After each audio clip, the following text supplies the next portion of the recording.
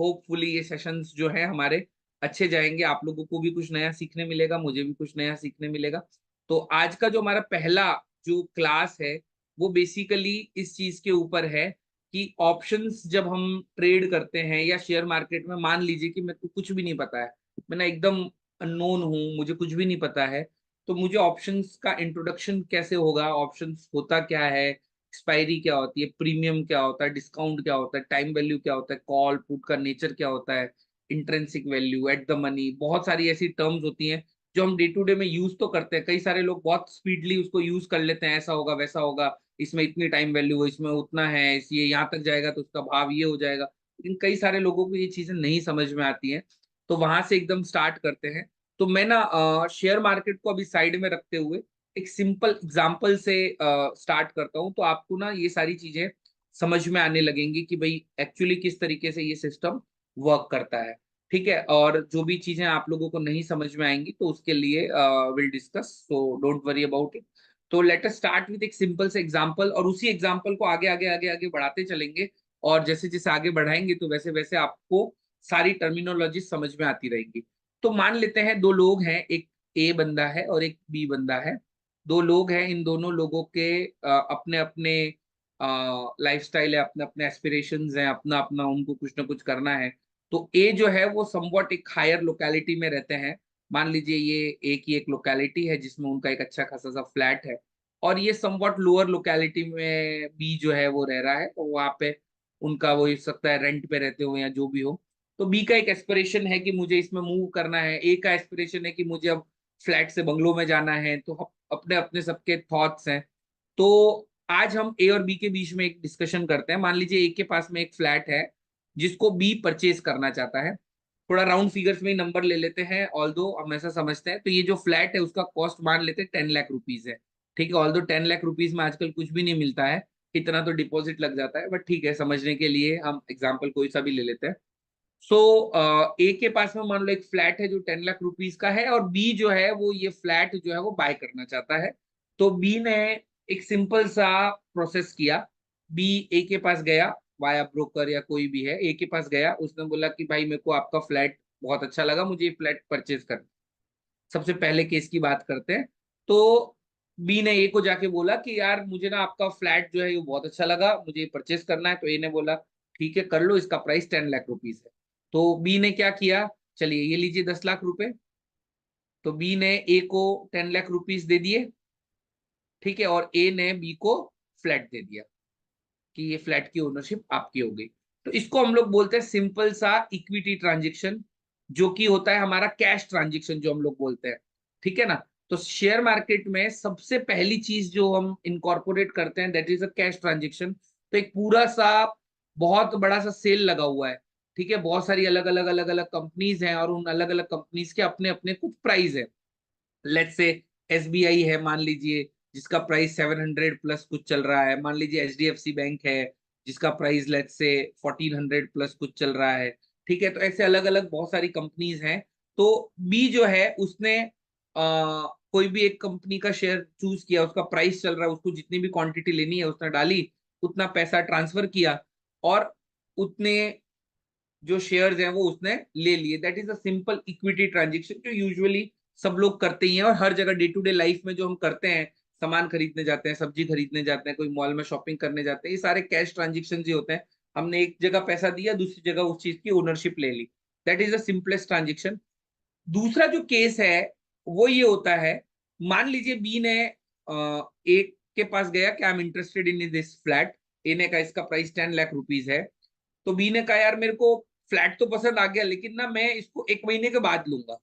मतलब मुझे 1 महीने का टाइम चाहिए पेमेंट वेमेंट अरेंज करने के लिए, सो एंड सो जो भी करना है।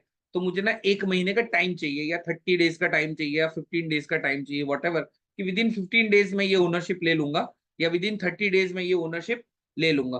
तो ए और बी के बीच में एक ट्रांजेक्शन होता है, वही फ्लैट का ट्रांजेक्शन है, लेकिन एक टाइम बाउंड ट्रांजेक्शन है। वो इमीडिएट नहीं हो रहा है, वो एक टाइम बाउंड ट्रांजेक्शन हो रहा है कि भाई लेट्स से 1 मंथ के अंदर हम ये ट्रांजेक्शन करेंगे। ठीक है।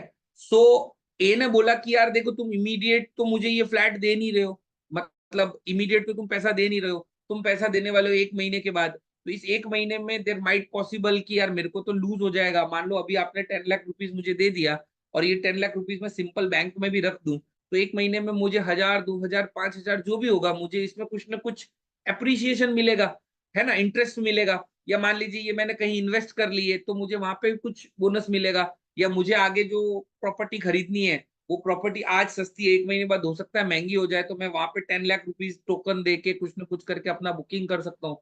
तो आप पैसा मुझे आज नहीं दे रहे हो, तो मेरे साथ तो रिस्क भी जुड़ा हुआ है कि यार थोड़ा वो रहेगा।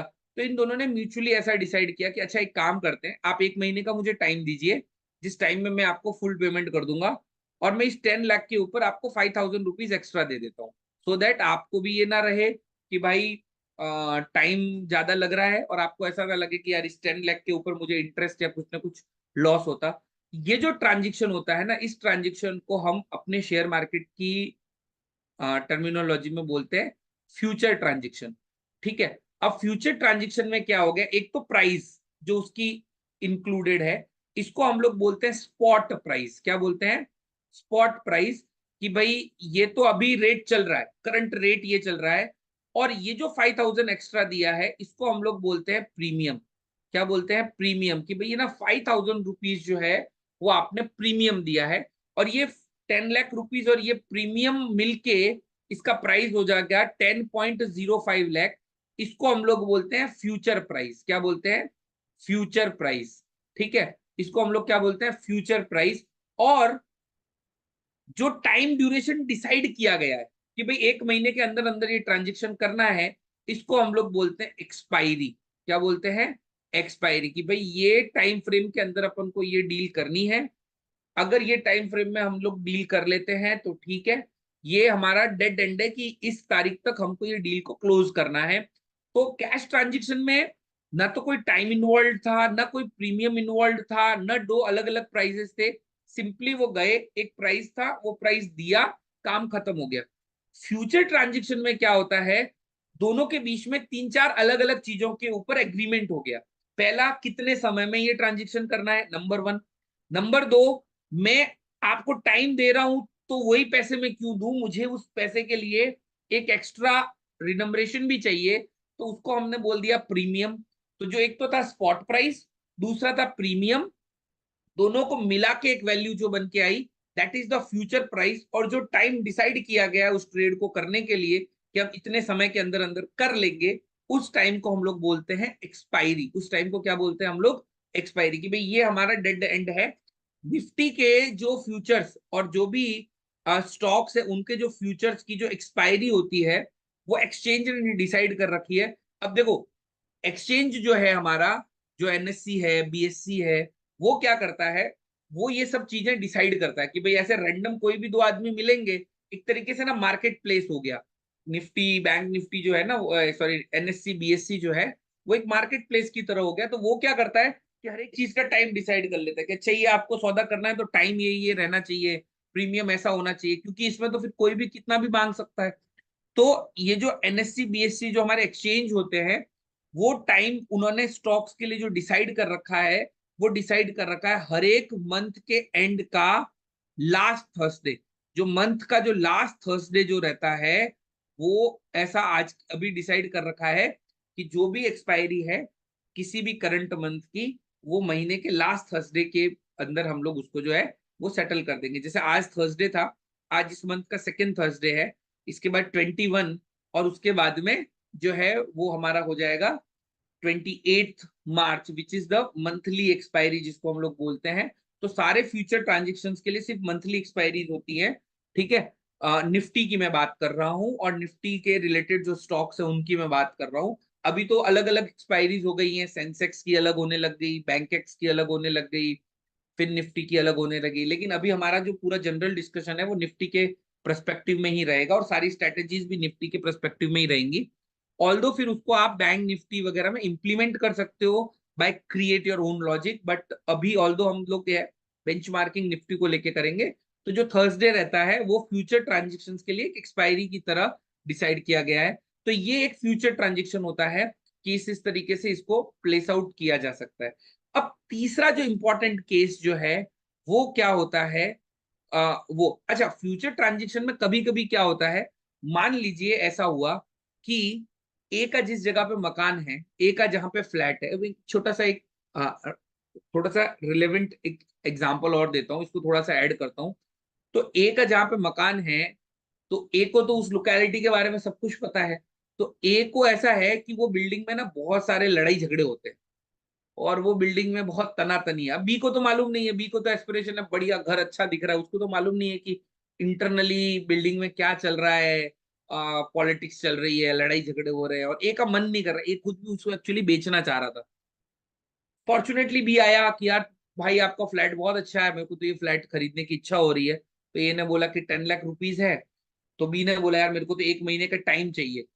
तो कई बार क्या होता है, जैसे ए के दिमाग में एक क्वेश्चन आया कि यार प्रॉब्लम तो है और मुझे भी बेचना है और प्राइस भी ठीक मिल रहा है, बट यार 1 महीने में इसका मूड चेंज हो गया तो कई बार क्या करता है ना, ए जो है वो थोड़ा सा डिस्काउंट दे देता है कि चलो ये 10 लाख रुपीज का फ्लैट है, एक काम करो, आप आराम से सोच लो, मैं ना आपको 5,000 रुपए डिस्काउंट दे दूंगा, आप महीने भर का टाइम भी ले लो, और मैं आपको 5,000 का डिस्काउंट भी दे दूंगा, यानी कि मैं आपको 9.95 लाख में ये दे दूंगा।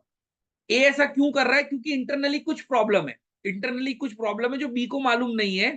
ठीक है, ऑल्दो बी को मालूम भी होगी तो भी अलग बात है, लेकिन अभी हम कंसीडर कर रहे हैं कि बी को मालूम नहीं है, ए की एक कुछ प्रॉब्लम है।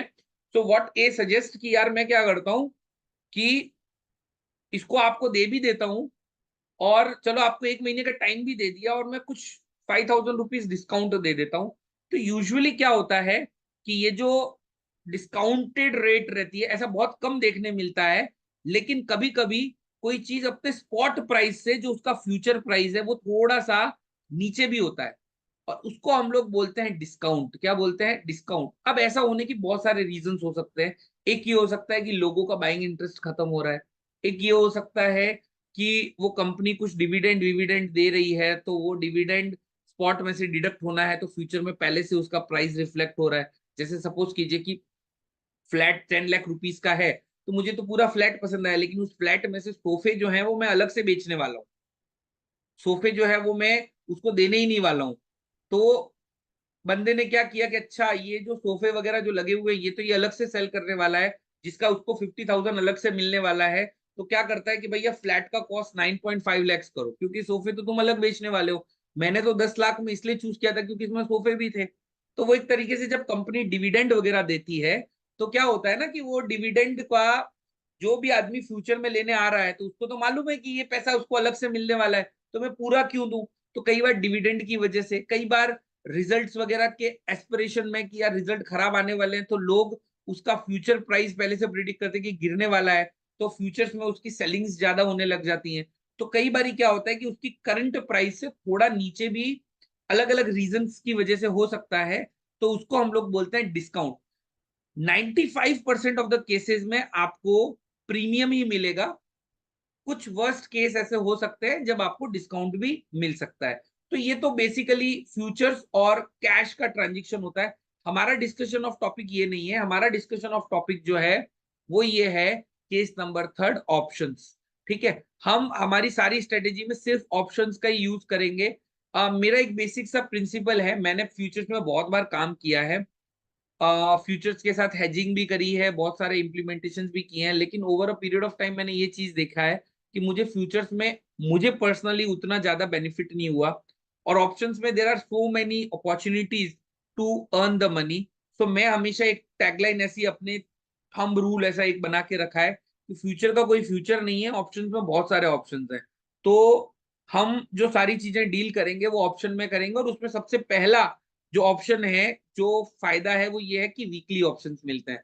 तो अब बात करते हैं ऑप्शंस की, तो इसी एग्जांपल को थोड़ा कंटिन्यू करते हैं। तो मान लेते हैं ए के पास में एक फ्लैट था जिसका प्राइस 10 लाख रुपीज है, बी के पास में उस फ्लैट को खरीदने की इच्छा है। बी ए के पास गया, ए ने बोला 10 लाख रुपीज भाई साहब इसका प्राइस लगेगा। ए ने बोला कि यार मेरे को ना थोड़ा सा दूसरे ऑप्शंस भी एक्सप्लोर करने हैं, घर वालों से भी पूछना है, तो मैं अभी तो इसको नहीं खरीद सकता। तुम एक काम करो, मुझे 1 महीने का टाइम दे दो, मैं 1 महीने में सोच के बताता हूँ। पहले वाले केस में क्या था, वो कंपलसरी था कि भाई ना मैं 1 महीने में खरीद लूंगा। ठीक है, फ्यूचर में क्या था कि भी मैं 1 महीने में उसको खरीद लूंगा, लेकिन अभी बी क्या कह रहा है, मेरे को 1 महीने का टाइम दे दो, मैं सोच के बताता हूँ कि मेरे को खरीदना है कि नहीं खरीदना। ठीक है, तो ये 10 लाख रुपए का फ्लैट जो है मैं आपको 1 महीने में सोच के बताता हूँ कि मुझे खरीदना है कि नहीं खरीदना। तो फिर ए ने बोला कि भाई होशियार तो तू ही है, मतलब हम तो पागल हैं, तेरे को 1 महीने का टाइम भी देते हैं और उसके बाद तू कहेगा कि मेरे को तो नहीं खरीदना। तो और उसके बीच में मुझे कोई दूसरा ग्राहक मिल गया तो मैं उसको भी कुछ नहीं कर सकता क्योंकि मैंने तेरे को जबान दे दी। तो ये तो गलत तरीका है। तो एक ऐसे तो नहीं हो सकता। तो बी को भी लगा कि यार बात तो एक ही सही है, अगर मैं एक ही जगह होता तो मैं भी यही सोचता। तो बी क्या कहता है कि एक काम करते हैं, तुमको ना मैं ये 50,000 रुपीज अभी दे देता हूँ और तुम ये फ्लैट मेरा 10 लाख रुपीज में बुक कर लो। मैं 1 महीने में डिसाइड करके खरीदने आ जाऊंगा तो तुम मुझे 10 लाख रुपए में दे देना, और अगर मैं ना आऊं तो ये 50,000 रुपए तुम्हारे, मैं ये वापस नहीं मांगू। तो ए को ये बात थोड़ी सी अच्छी लगी कि यार ये बी जो है वो कह रहा है कि ये 50,000 रुपीज आप रख लो और ये 10 लाख रुपीज में हम डिसाइड कर लेते हैं। तो अगर ये लेने नहीं आया तो एटलीस्ट मुझे 50,000 तो मिलेगा। लेकिन एक के दिमाग में फिर एक क्वेश्चन आता है कि 50,000 क्यों। एक कहता है कि नहीं भाई 1 लाख रुपए लगेंगे, मेरे को ना तुम 1 लाख रुपए दो बुकिंग अमाउंट, अगर तुम लेने आए तो ठीक है, नहीं तो मैं 1 लाख रुपए रख लूंगा। तो बी कहता है कि नहीं 50,000 रुपए रखो, ए कहता है 1 लाख रखो। इन दोनों के बीच में ऐसा म्यूचुअली डिसाइड हो जाता है कि भाई हम लोग 75,000 में ये डील क्लोज कर लेते हैं कि 75,000 रुपीज जो है वो मैंने तुम्हें ऐसे ही दे दिए और हमारा डिसीजन हो गया 10 लाख रुपीज में ये फ्लैट खरीदने का। ठीक है, तो मैं 10 लाख रुपीज में ये फ्लैट खरीदने के लिए आ जाऊंगा, 1 महीने में डिसाइड करके नहीं आया तो ये तुम्हारा हो गया। तो यहां पे ये बी ने ये 75,000 रुपीज एक्स्ट्रा पे किया। ठीक है, ये 75,000 रुपीज एक्स्ट्रा पे किया और एक्स्ट्रा पे करके इस फ्लैट को 1 महीने में खरीदने का एक ऑब्लिगेशन जो है, एक राइट ले लिया। ऑब्लिगेशन नहीं बल्कि एक राइट ले लिया कि भाई मेरे पास में एक राइट है, बी के पास में अब क्या हो गया, एक राइट हो गया टू बाय। वो डिनाई भी कर सकता है, ऐसा नहीं कि उसको खरीदना कंपल्शन है, उसके पास एक राइट टू बाय हो गया। और ए जो है उसके पास में एक ऑब्लिगेशन हो गया कि भाई उसको बेचना ही बेचना पड़ेगा अगर बी आ गया तो। ठीक है, तो ए के पास में एक ऑब्लिगेशन है टू सेल, उसको बेचना ही बेचना पड़ेगा। बी के पास में राइट है और इसके लिए उसने ये 75,000 रुपीज जो है वो एक्स्ट्रा दिए हैं और ए के पास में ये 75,000 रुपीज जो है वो एक्स्ट्रा आए हैं। तो ये जो बी है बेसिकली ये एक कॉल ऑप्शन का बायर बन गया। इसको हम लोग बोलते हैं कॉल ऑप्शन। मैं हमारी जो मार्केट की टर्मिनोलॉजी में इसको हम लोग बोलते हैं कॉल ऑप्शन। बी जो है वो एक कॉल ऑप्शन का बायर बन गया कि उसके पास में इस पर्टिकुलर चीज को, इस पर्टिकुलर फ्लैट को 10 लाख रुपीज में खरीदने का एक राइट आ गया। अब उसकी इच्छा, खरीदना चाहे तो खरीदे, नहीं खरीदना चाहे तो ना खरीदे। उसके लिए उसने ये 75,000 एक्स्ट्रा दिया है। इसको हम लोग बोलते हैं प्रीमियम या बल्कि ऑप्शन प्रीमियम। की ये जो प्रीमियम है ये प्रीमियम मैं एक्स्ट्रा दे रहा हूं। सो इवेंचुअली 1 महीने का टाइम और राइट टू बाय उसको मिल गया।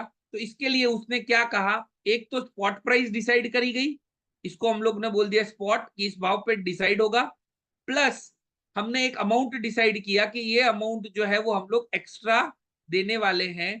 तो ये जिस प्राइस के ऊपर हमारा जो सौदा तय हो रहा है कि हम जो भी ट्रांजेक्शन करेंगे वो इस प्राइस पे करेंगे, इसको हमारी लैंग्वेज में हम बोलते हैं स्ट्राइक प्राइस। क्या बोलते हैं, स्ट्राइक प्राइस। कि हम जो भी ट्रांजेक्शन है वो इस 10 लाख पे करने वाले हैं या 5 लाख पे करने वाले हैं या 9 लाख पे करने वाले हैं, तो इसको बोलते हैं स्ट्राइक प्राइस। और जो ये 75,000 एक्स्ट्रा दिया है इसको बोलते हैं उस स्ट्राइक का प्रीमियम। क्या बोलते हैं, premium, premium of that strike. इसको क्या बोलते हैं, प्रीमियम ऑफ दैट स्ट्राइक। तो कोई भी कॉल ऑप्शन होगा तो ये बी जो है वो क्या बन गया, इस कॉल ऑप्शन का बायर बन गया और ए जो है वो कॉल ऑप्शन का सेलर बन गया। क्या बन गया, सेलर। तो ए को क्या फायदा हुआ, 1 महीने का टाइम तो लग रहा है, ठीक है, लेकिन इस 1 महीने के टाइम में ए को 75,000 रुपीज जो है वो ज्यादा मिल रहे। तो बी जो है वो एक बायर बन गया, ए जो है वो एक सेलर बन गया और 75,000 रुपीज में 10 लाख रुपीस के ऊपर सौदा करने के लिए 1 महीने का टाइम लेके इन दोनों के बीच में एक डील हो गई। तो जिस प्राइस के ऊपर डील फाइनलाइज हुई है उसको हम लोग बोलते हैं स्ट्राइक प्राइस। जितने महीने का टाइम ड्यूरेशन लिया गया है कि इतने में ये डील को क्लोज करनी है, अदरवाइज ये 75,000 आपका हो गया, इसको हम लोग बोलते हैं एक्सपायरी, कि हमें जो भी है वो काम हमें इतने टाइम फ्रेम में करना है। जितना पैसा एक्स्ट्रा दिया गया है उसको हम लोग बोलते हैं प्रीमियम। क्या बोलते हैं? प्रीमियम। और ये ट्रांजेक्शन तभी होगा जब एक ऑप्शन को बाय करने वाला और सेल करने वाला दोनों होंगे। तो बेसिकली शेयर मार्केट में जो ऑप्शंस की जो मार्केट है, that is a zero sum game. That is a zero sum game. उसमें बायर और सेलर दोनों होंगे तभी ट्रेड एग्जीक्यूट हो सकता है। अगर बायर है और सेलर नहीं है तो ट्रेड नहीं हो सकता, सेलर है और बायर नहीं है तो ट्रेड नहीं हो सकता। मतलब जितने टोटल फ्लैट बिकने वाले हैं उतने ही खरीदने वाले हैं, जितने खरीदने वाले हैं उतने ही फ्लैट हैं। Basically it's a zero sum game. ठीक है, तो बायर और सेलर दोनों होंगे, उनके बीच में एक ट्रांजेक्शन होता है, इसको हम लोग बोलते हैं ओपन इंटरेस्ट क्रिएट होना। ठीक है, उसके बारे में हम अगले सेशन में ऑल्दो डिस्कस करेंगे, लेकिन इसको अपन बोलते हैं कि कॉल ऑप्शन का ये बायर हो गया और ये सेलर हो गया। अब दोनों के फायदे और नुकसान क्या क्या है पहले इसको समझना जरूरी है, उसी से आपको कॉल ऑप्शन की डेप्थ समझ में आएगी और इस एक महीने के दौरान क्या क्या हो सकता है, that is the most important part. अब देखिए, जैसे ही सबसे पहले बी के पॉइंट ऑफ व्यू से बात करते हैं, बी का व्यू क्या है। बी को नुकसान है 75,000 रुपीज का। ठीक है, बी को जो लॉस है वो है 75,000 का। लेकिन इस लॉस के सामने पहली चीज जो बी को फायदे में मिल रही है कि उसको 10 लाख रुपीज में वो फ्लैट मिल जाएगा। मान लो उस एक महीने में उस फ्लैट की कीमत 12 लाख रुपए हो गई। मान लीजिए उस फ्लैट की प्राइस बढ़ के 12 लाख हो गई, अचानक से वहां पे कुछ भी एक मेट्रो स्टेशन अनाउंस हो गया, कुछ भी हो गया और फ्लैट का कॉस्ट 10 लाख से बढ़ के 12 लाख हो गया, तो भी बी को 10 लाख रुपीज में मिल जाएगा। तो ये तो एक बी का फायदा हो गया। दूसरा बी का फायदा क्या हो गया कि मान लो उसकी इच्छा नहीं कर रही है तो वो डिनाई कर सकता है कि भाई नहीं, घर वाले मना कर रहे हैं, घर वाले कह रहे हैं अभी फ्लैट नहीं लेना है, अभी यही ठीक है, 1 साल बाद ले लेंगे, आगे और खर्चे हैं, ये है वो, कोई भी सिचुएशन हो सकती है, तो वो डिनाई कर सकता है। तीसरा बी को फायदा क्या हो सकता है, उसको टाइम मिल गया डिसीजन लेने के लिए। उसको क्या मिल गया? टाइम मिल गया, 1 महीने का टाइम मिल गया। लेकिन इन सब चीजों को पाने के लिए उस बी ने एक कॉस्ट पे करी है, विच इज प्रीमियम। अब ए के पॉइंट ऑफ व्यू से बात करते हैं। ए के पॉइंट ऑफ व्यू से बात करते हैं। अच्छा, बी के पॉइंट ऑफ व्यू में एक चौथा पॉइंट और ऐड कर देते हैं कि उसको जो कॉस्ट है वो थोड़ी सी ज्यादा पड़ गई, उसकी कॉस्ट ऑफ बाइंग जो है वो इंक्रीज हो गई। मान लो उस एक महीने में उस फ्लैट का प्राइस नहीं बढ़ता है या स्टेबल रहता है या नीचे चला जाता है। ठीक है, कोई भी कारण से उस फ्लैट का प्राइस नीचे चला जाता है, मान लो लोगों में जाहिर हो गया कि उस बिल्डिंग में तो झगड़े होते हैं, अब लोग खरीदने में इंटरेस्ट छोड़ दिया, वो फ्लैट का प्राइस 10 से 9 हो गया, तो भी अब ए को अगर खरीदना है, बी को अगर ए से खरीदना है तो उसको तो 10 लाख में ही खरीदना पड़ेगा। तो अगर प्राइस डाउन हो गया तो अब वो 10 में खरीदेगा तो नहीं, ऑब्वियस सी बात है, तो उसको ये लॉस हो जाएगा। ठीक है, अगर प्राइस स्टेबल रहे, मान लो आज 10 लाख रुपीज का है, एक महीने बाद भी उसका प्राइस 10 लाख रुपीज ही है, तो भी बी को 10.75 देना पड़ेगा क्योंकि उसने 75 एक्स्ट्रा ऑलरेडी कमिट किए हैं। तो बी के केस में नुकसान क्या है कि उसका जो कॉस्ट ऑफ बाइंग है वो बढ़ गया है। अब ए के लिए, ए के व्यू से क्या हम मान के चलते हैं, क्या बेनिफिट हो सकता है। पहली चीज, ए के लिए जो उसने तय किया है उस प्राइस में वो फ्लैट बिकने वाला है, रेडी हो गया। मान लो अब यहां से उसका प्राइस नीचे गिर गया जैसे, तो भी ए का फ्लैट तो 10 लाख रुपीज में बिकेगा और नहीं बिका तो उसको 75,000 रुपए तो भी मिलने ही मिलने हैं। दूसरी बात, ए को कॉस्ट जो है वो ज्यादा मिल रही है। जो फ्लैट 10 लाख रुपीज का था, ए ने 1 महीने का टाइम डोनेट किया कि भाई चलो ठीक है, तेरे को व्यू बनाने के लिए मैं टाइम दे रहा हूं, तो ए को वो चीज थोड़ी सी महंगी मिली।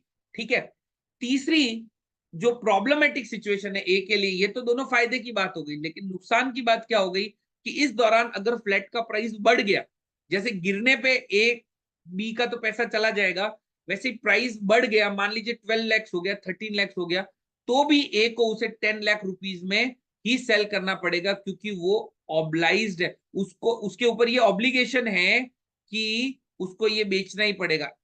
बी के पास तो राइट है, वो डिनाई भी कर सकता है, लेकिन ए के पास ऑब्लिगेशन है, उसको बेचना ही बेचना पड़ेगा।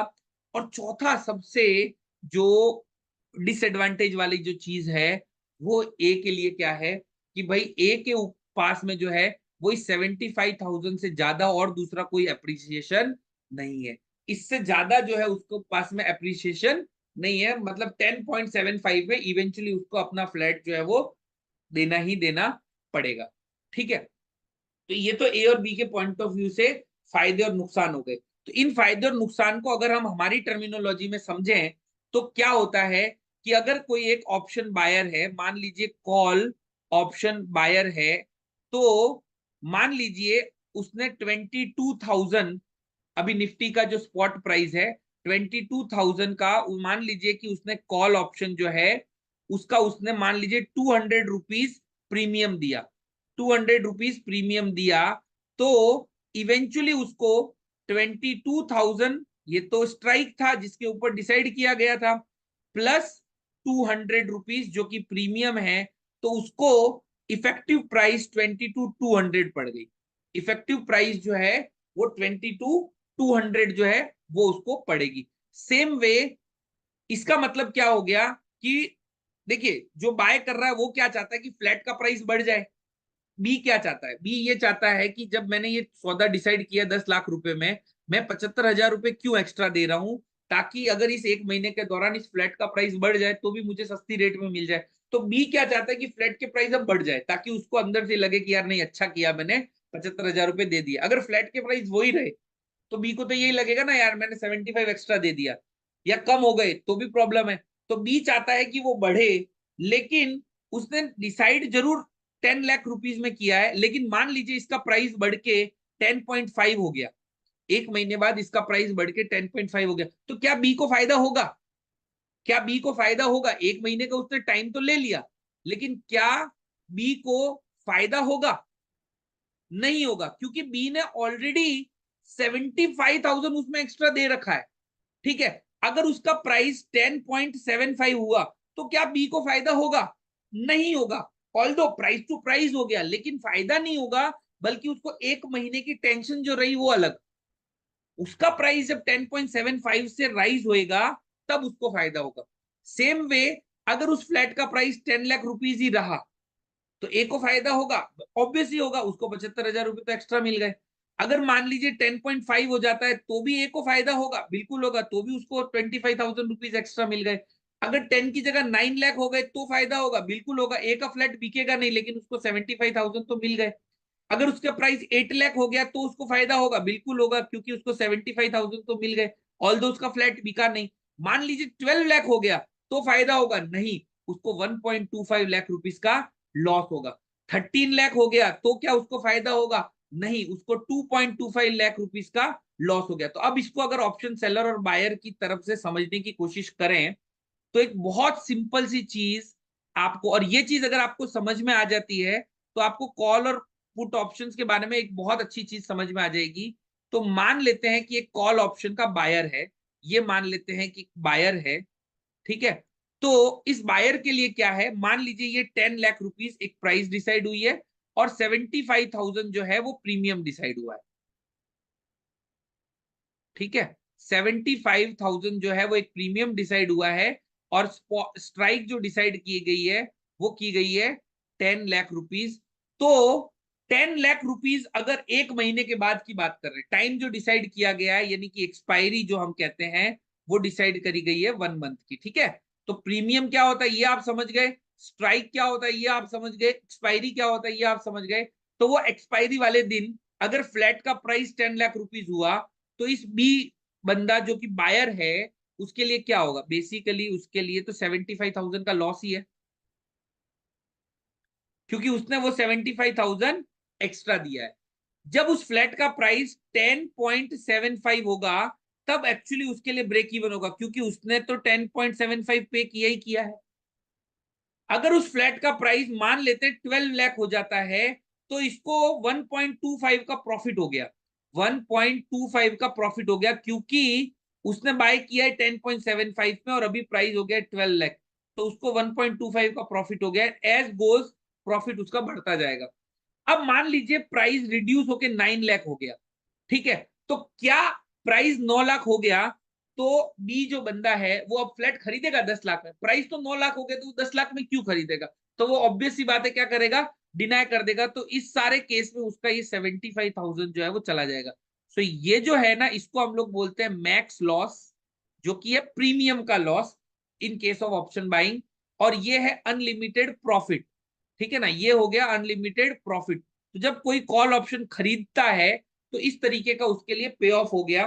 तो प्रॉफिट अनलिमिटेड है, मैक्स लॉस जो है वो लिमिटेड है।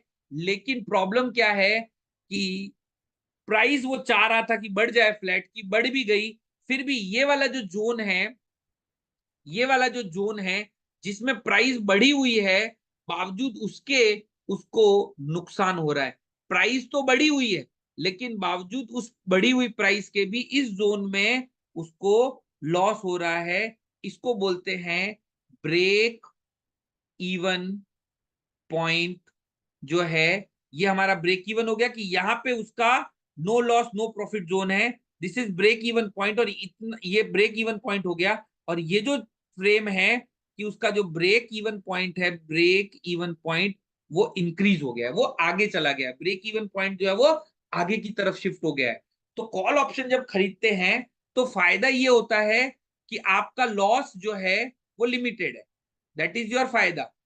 प्रॉफिट जो है वो कितना भी हो सकता है, क्योंकि प्राइस जो है वो कितना भी जा सकता है। लेकिन एक सबसे बड़ी प्रॉब्लम है कि आपको उसकी कॉस्ट थोड़ी सी ज्यादा देनी पड़ेगी। ब्रेक इवन पॉइंट जो है वो थोड़ा अप साइड में शिफ्ट हो जाएगा कॉल के केस में, ठीक है। अब दूसरा जो बंदा है ए, उसके कंटेक्स्ट में बात करते हैं। ए के कंटेक्स्ट में अगर हम बात करें तो ए के लिए क्या सिनेरियो बन रहा है उसको थोड़ा सा समझते हैं, और उसके प्रोज एंड कॉन्स को समझने की कोशिश करते हैं। फिर बात करते हैं कि इस एक महीने के दौरान कुछ होता है तो क्या होगा। तो मान लेते हैं ये ए बंदा है, 10 लाख रुपीज में डिस्कशन हुआ है, 75,000 रुपीज बात हो गई। तो अगर 10 लाख रुपीज ही रहा एक महीने के बाद, तो भी ए को तो 75,000 का प्रॉफिट है, क्योंकि उसको ये पैसा मिलने ही नहीं मिलने वाला है। अगर उसका प्राइस 9 लाख रुपीज हो गया तो ए से वो कोई फ्लैट खरीदेगा नहीं, लेकिन ये 75 तो उसको मिल गया। So this is a entire profit की 10 लाख के ऊपर कुछ भी नीचे कुछ भी रहा तो this is profit, and that profit is equal to 75,000 rupees, ठीक है। अब मान लेते हैं 10.75 प्राइस हुआ, तब उसका नो प्रॉफिट नो लॉस है, तब तक उसका प्रॉफिट थोड़ा सा रिड्यूस हो जाएगा। मान लीजिए 10.5 है, तो उस केस में उसका प्रॉफिट जो है वो 25K हो जाएगा, लाइकवाइज रिड्यूस होगा। लेकिन इसके बाद जितना भी प्राइस होगा तो ए का लॉस जो है वो बढ़ता जाएगा। तो लॉस जो है वो अनलिमिटेड है, ठीक है। प्रॉफिट जो है वो लिमिटेड है। पर पर जो सबसे एडवांटेज वाली चीज है वो ये है कि ब्रेक इवन पॉइंट जो है वो उसका भी अपसाइड में शिफ्ट हो रहा है। लेकिन ये उसके लिए एक पॉजिटिव चीज है कि प्राइस थोड़ा बढ़ भी गया तो भी उसको पैसा जो है वो बन रहा है। ये उसके लिए एक पॉजिटिव चीज हो गई कि ब्रेक इवन पॉइंट उसका जो है वो शिफ्ट हो रहा है।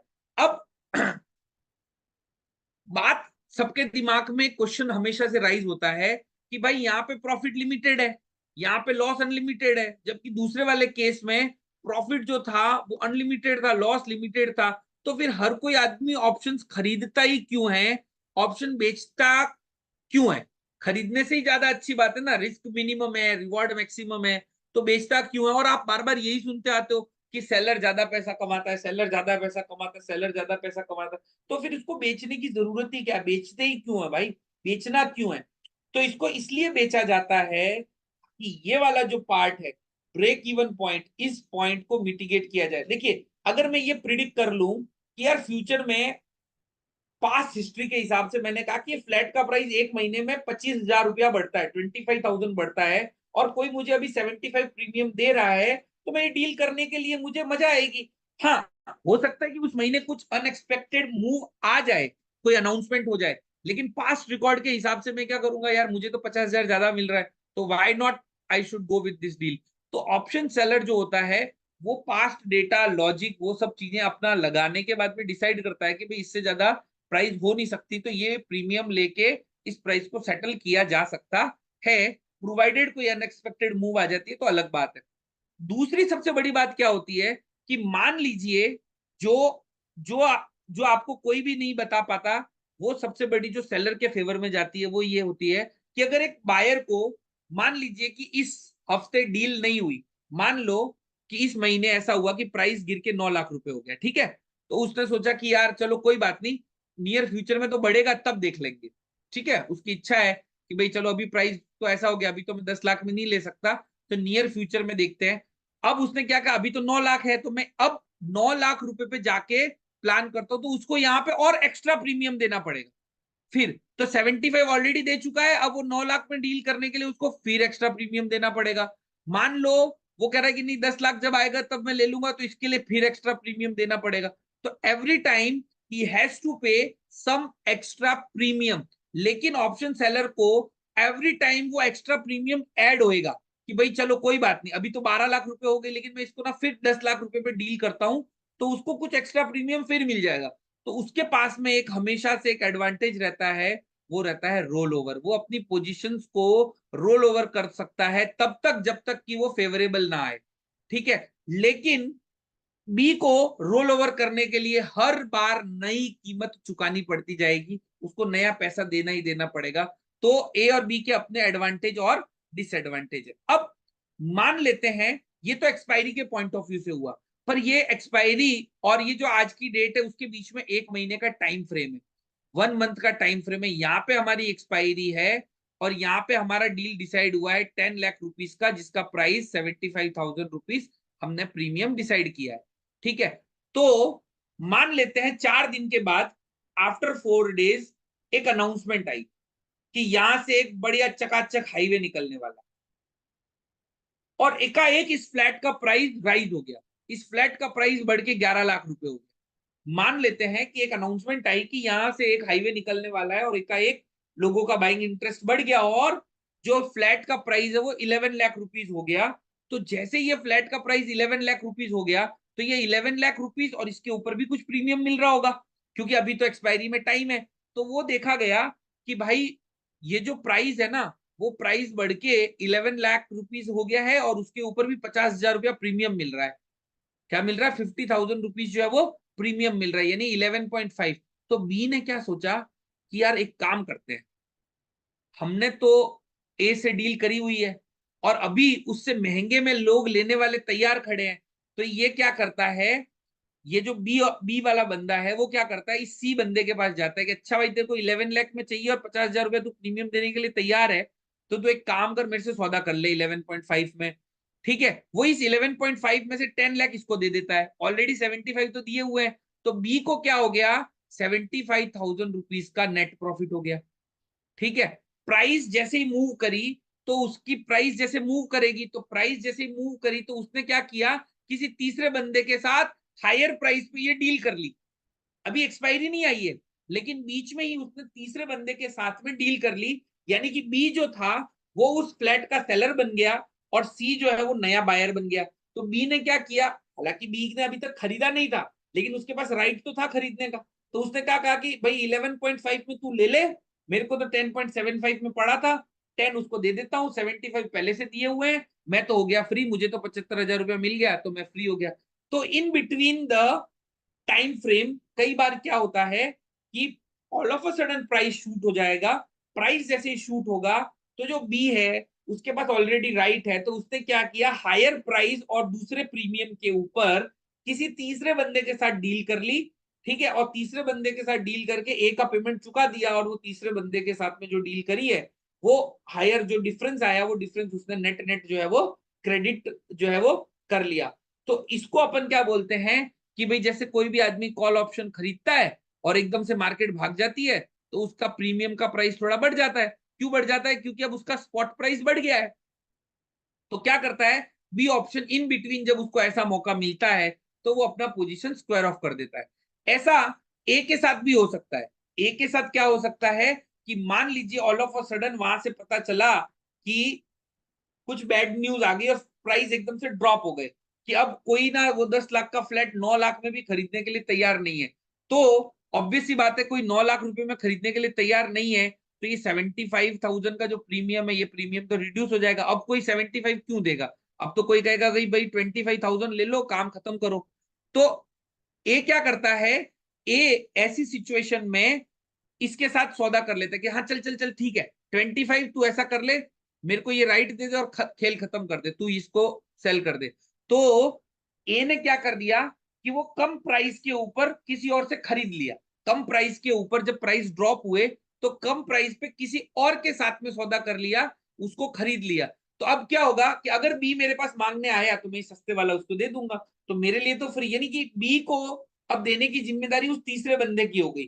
तो वो जो प्राइस ड्रॉप हुआ, तो कई बार सेलर क्या होता है कि ऑल ऑफ अ सडन मान लो प्राइस ड्रॉप हुआ, तो ये जो प्राइस कम होगा तो वो भी अपनी पोजीशन को स्क्वायर ऑफ कर लेते हैं, ताकि अब बी को उस तीसरे नए बंदे के साथ में डील करना है। मैं बीच में से फ्री हो गया, मेरे को बी से 75 मिले थे, मैंने सामने 25 में डील कर ली, मेरे को 50,000 रुपीज का नेट मुनाफा हो गया और मेरा flat as it is intact पड़ा हुआ है।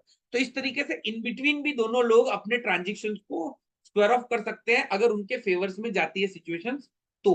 ठीक है। तीसरी जो चीज होती है, कभी कभी क्या होता है कि मान लेते हैं कि बी के फेवर में नहीं गया, प्राइजेस नीचे गिर गए, ठीक है, और वो 75,000 का प्राइस रिड्यूस होके अभी 50,000 रह गया कि भाई अब तो 50,000 रुपए में लोग डील करने के लिए तैयार है। तो ए ने कहा कि यार अभी, बी ने सोचा कि अभी यार 50,000 तो मिल रहा है, तो लेट इट, इसको क्रॉस कर लेते हैं यार, लॉस होगा नहीं तो 75 का पूरा लॉस हो जाएगा। तो अभी सिर्फ 25 का ही लॉस हो रहा है, इसको निकाल लो, क्योंकि अभी 50 में ले रहे हैं, आगे चल के हो सकता है ये 75 का भी प्राइस जीरो हो जाए क्योंकि टाइम जाने वाला है। तो इसको हम लोग बोलते हैं स्टॉप लॉस। क्या बोलते हैं? Stop loss. हमारी भाषा में इसको क्या बोलते हैं? Stop loss. कि बी ने डिसाइड कर लिया कि अभी 75,000 है, अगर इसका प्राइस रिड्यूस होकर 50 के आसपास मिल गया तो मैं ना छोड़ दूंगा, मैं 50 लेके एक बार इस सौदे को काट दूंगा, क्योंकि ऐसा ना हो कि पूरा 75 चला जाए।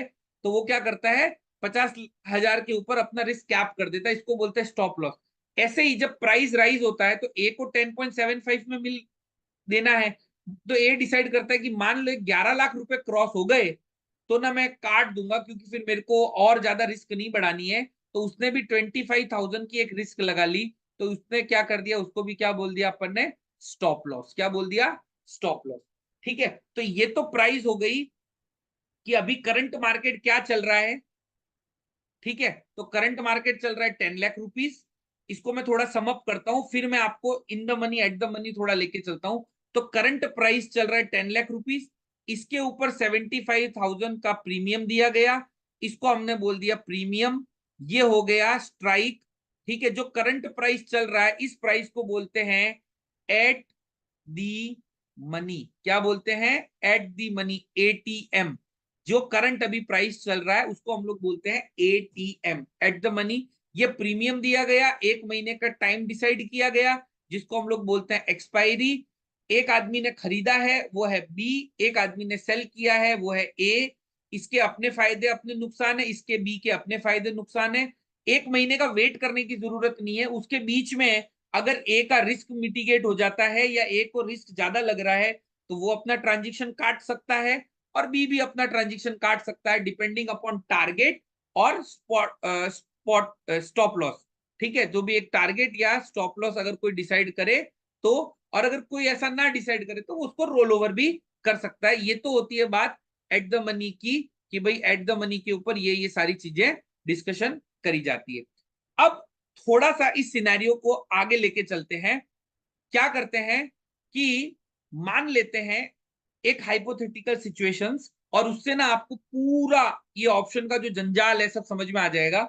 मान लेते हैं ए के पास फ्लैट था, वो 10 लाख रुपए का था, बी उसको इंटरेस्ट शो कर रहा था, बोला 10 लाख रुपए है, तो इसने बोला कि 75,000 रुपीज जो है वो प्रीमियम दे दो।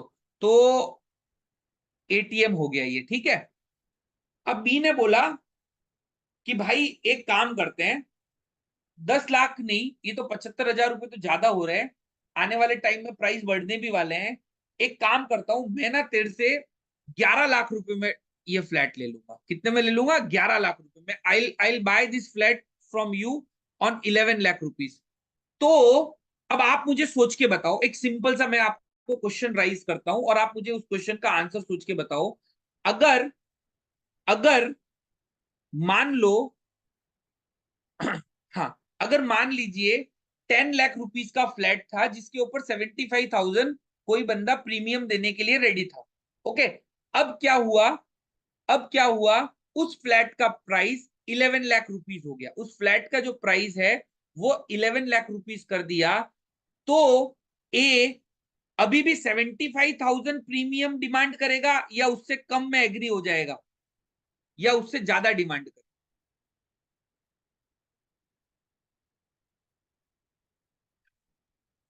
कम करेगा, क्योंकि ए को ऑलरेडी 11 लाख तो मिल ही रहे हैं। तो वो क्या कहेगा कि तू भाई 75 नहीं, 11 लाख में डील डन करनी है तो तू 25,000 दे दे। तो भी इवेंचुअली ए को तो फ्लैट 11.25 में गया, तो उसको तो पहले वाले से बेटर ही है। ठीक है, अगर मान लीजिए बी ने उसको बोला कि मैं ना 12 लाख रुपीज में लूंगा, तो ए ने कहा ऐसा कर कि तू ना सिर्फ 10,000 रुपीज मुझे दे दे। क्या कर दे? 10,000 रुपीज दे दे, मेरे को चलेगा, क्योंकि मेरे को तो इवेंचुअली 12.10 में फ्लैट पड़ रहा है बेचने के लिए। तो जैसे जैसे उसका प्राइस जो है, बी बाइंग का प्राइस अपना बढ़ाते जाता है कि भाई मैं ना ये सौदा इसकी बजाय इतने अमाउंट पे डील ले लूंगा या इस अमाउंट पे डील ले लूंगा, तो वो जो प्रीमियम है वो रिड्यूस होता जाता है। प्रीमियम जो है वो रिड्यूस होता जाता है, क्योंकि इसमें दो दो चीजें आ जाती है। खरीदने की प्रोबेबिलिटी जो है वो थोड़ी सी लेस हो जाती है, क्योंकि बी क्यों हायर प्राइस पे खरीदेगा। तो बी ऐसा सौदा करता ही क्यों है? बी ऐसा सौदा इसलिए करता है कि वो सोचता है कि मैं 10,000 रुपए का रिस्क ले लेता हूं, अगर एकाएक कोई बड़ी न्यूज आ गई और ये 12 की जगह 14 लाख हो गया तो मुझे बड़ा पैसा मिल जाएगा। तो बी एक रिस्क लेता है छोटे अमाउंट का, कि मैं ना हायर कैपिटल पे सौदा कर लेता हूँ, हायर स्ट्राइक पे सौदा कर लेता हूँ, और हायर स्ट्राइक पे सौदा करके कम प्रीमियम दे देता हूँ। हालांकि उस ट्रांजेक्शन के होने की प्रोबेबिलिटी कम है, लेकिन मेरा लॉस भी कम है, मुझे कम पैसा देना है, तो प्रीमियम मेरा रिड्यूस हो रहा है। तो यहाँ पे ये एक सिचुएशन ऐसी जो बन के आई, उस सिचुएशन को अगर हम निगेट करें कि ये जो 10 लाख रुपीस था, इसको हमने बोला एटीएम, इससे higher price which is 11 lakh, 12 lakh, 13 lakh, ये जो स्ट्राइक्स में जाएंगे इसको बोलते हैं OTM, out of the money. क्या बोलते हैं? Out the money. हमारी टेक्निकल लैंग्वेज में इसको क्या बोलेंगे? Out the money. इन केसेस में क्या होगा? पहला चीज ये होगा कि जो ट्रांजिक्शन है वो ट्रांजिक्शन होने की प्रोबेबिलिटी थोड़ी सी कम हो जाएगी। क्यों कम हो जाएगी? कि भाई कोई बंदा हायर अमाउंट पे क्यों डील करेगा। दूसरी बात, प्रीमियम जो है वो थोड़े से रिड्यूस हो जाएंगे, यानी कि हम जैसे जैसे स्ट्राइक ऊपर जाएंगे तो प्रीमियम रिड्यूस हो जाएंगे। तीसरी जो सबसे इंपॉर्टेंट बात जो लोग समझते नहीं है वो ये है कि इफेक्टिव कॉस्ट है वो इंक्रीज हो जाएगी। देखिए 10 लाख के ऊपर 75 का प्रीमियम देना, so effective cost is 10.75। 11 lakh के ऊपर 25 का प्रीमियम देना, so effective cost is 11.25। 12 lakh के ऊपर 10,000 प्रीमियम देना, सो इफेक्टिव इज 12.10। जो इफेक्टिव प्राइस जो है वो इंक्रीज हो जाती है। तो सेलर के लिए ये ज्यादा बेनिफिट है कि वो ओटीएम जाए ताकि इफेक्टिव प्राइस इंक्रीज हो जाए। बायर के लिए जो होता है वो ये होता है कि वो एट द मनी पे रहे ताकि इफेक्टिव प्राइस कम रहे। दूसरी बात, अगर बायर सच में खरीदना चाहता है तो वो एट द मनी चाहेगा ताकि उसकी जो ट्रांजेक्शन की प्रोबेबिलिटी है वो बढ़ जाए। और सेलर अगर सच में बेचना चाहता है तो वो भी एट द मनी बेचेगा ताकि उसकी ट्रांजेक्शन की प्रोबेबिलिटी जो है वो ज्यादा हो जाए।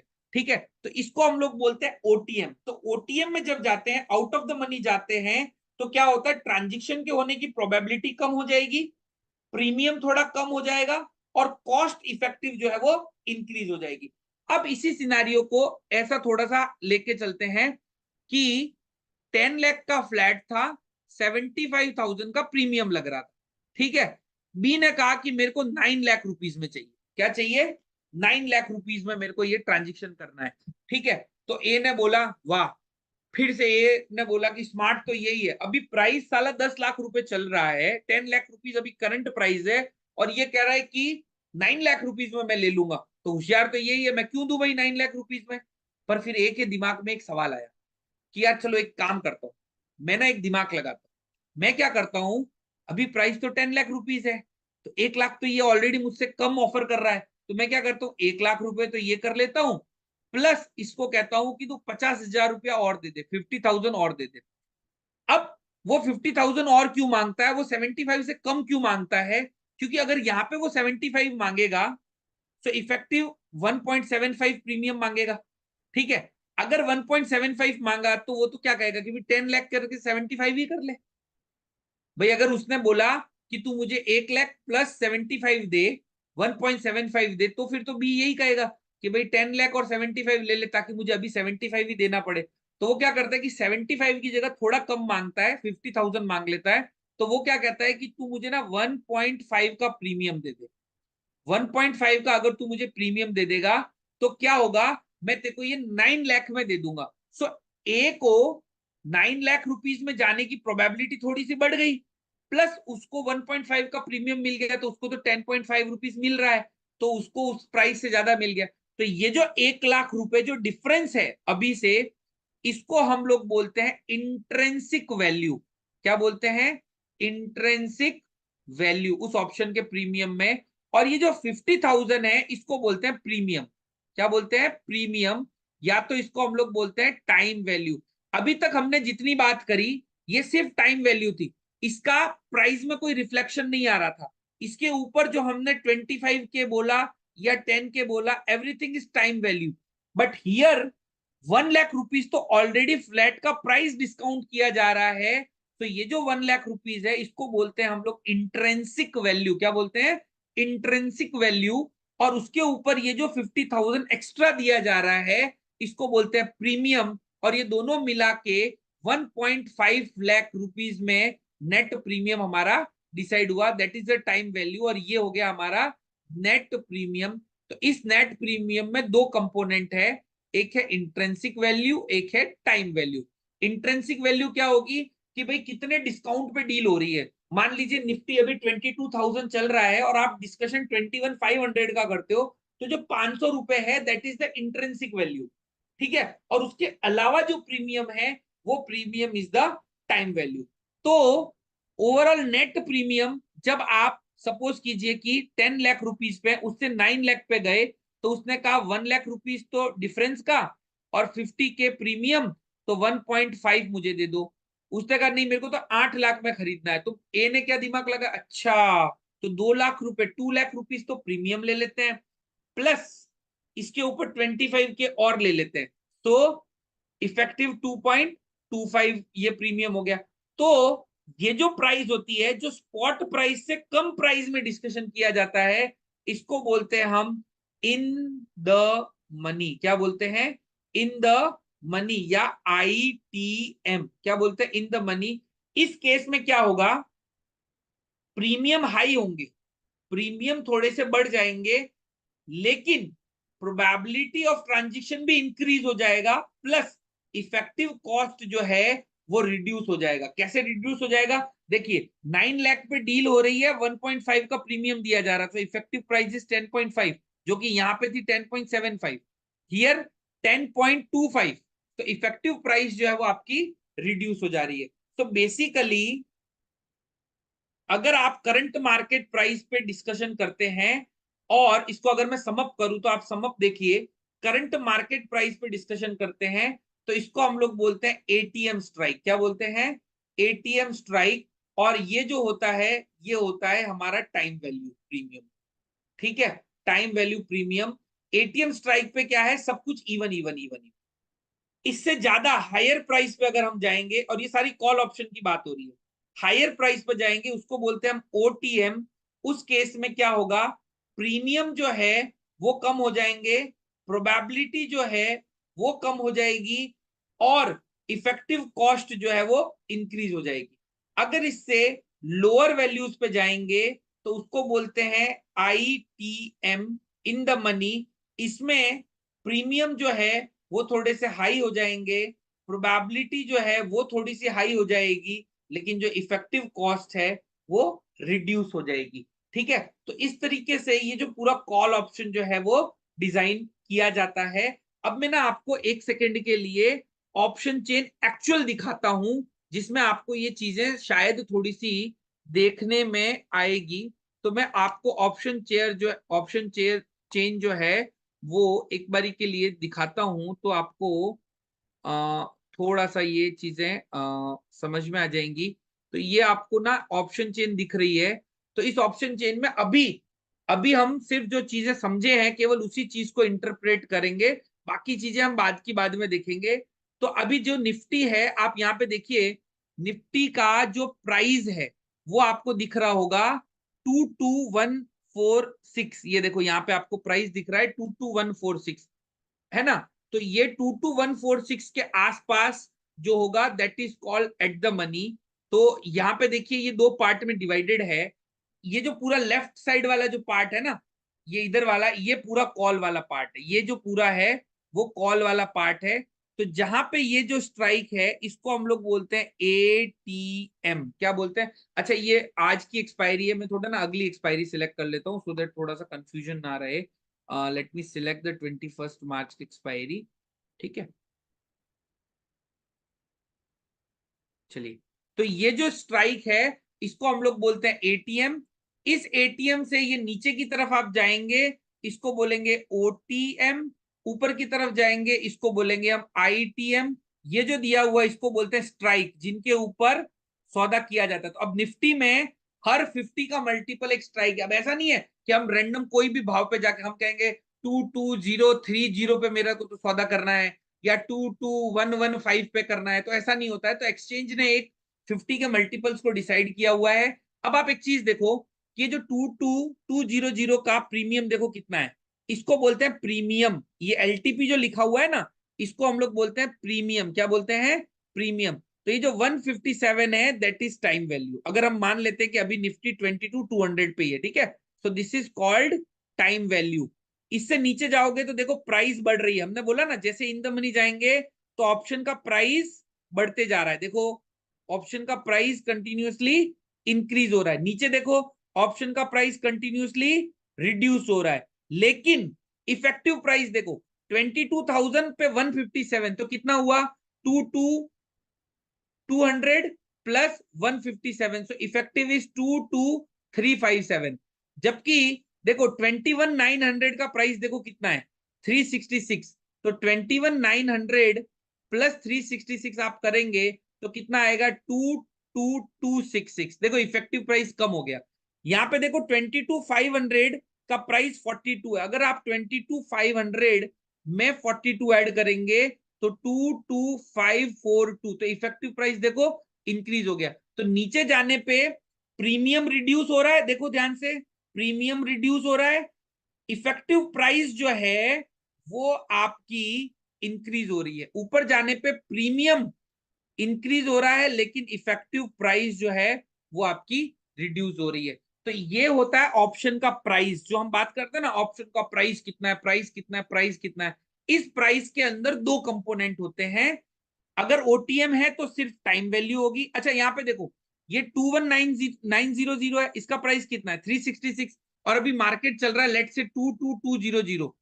ठीक है, तो ये 219,900 से 21,900 से 300 पॉइंट के डिफरेंस पर है। तो ये जो 366 है इसमें क्या होगा? 300 इज कॉल्ड आईवी और 66 is called time value, TV, time value. आई बात समझ में? जैसे ये 22,000 है, इसका प्राइस चल रहा है 290। क्या चल रहा है? 290। तो 200 इज द आईवी और 90 इज द टाइम वैल्यू। यहाँ पे देखो इसका प्राइस चल रहा है 42, तो ये प्योरली टाइम वैल्यू, इसमें कुछ भी इंट्रिंसिक वैल्यू नहीं है। तो कोई भी जो कॉल ऑप्शन होता है, ये कॉल ऑप्शन जो है वो इस तरीके से डिवाइडेड रहता है। मिडल वाले इस पार्ट को हम लोग बोलते हैं एटीएम। इससे नीचे की strike is called in the money, ऊपर की strike is called out of the money. जैसे जैसे इन द मनी में जाएंगे तो ऑप्शन का प्राइस रिड्यूस होगा लेकिन इफेक्टिव ऑप्शन का प्राइस इंक्रीज होगा लेकिन इफेक्टिव प्राइस रिड्यूस्ड होगा। ये चीज को समझना है। देखो आप ट्रेड जब करेंगे ना, स्ट्रेटेजी बनाने में यही चीज काम आने वाली है कि हम कई बार ना इन द मनी क्यों जाके खरीदते हैं या बेचेंगे, क्योंकि हमें इफेक्टिव प्राइस को डील करना है।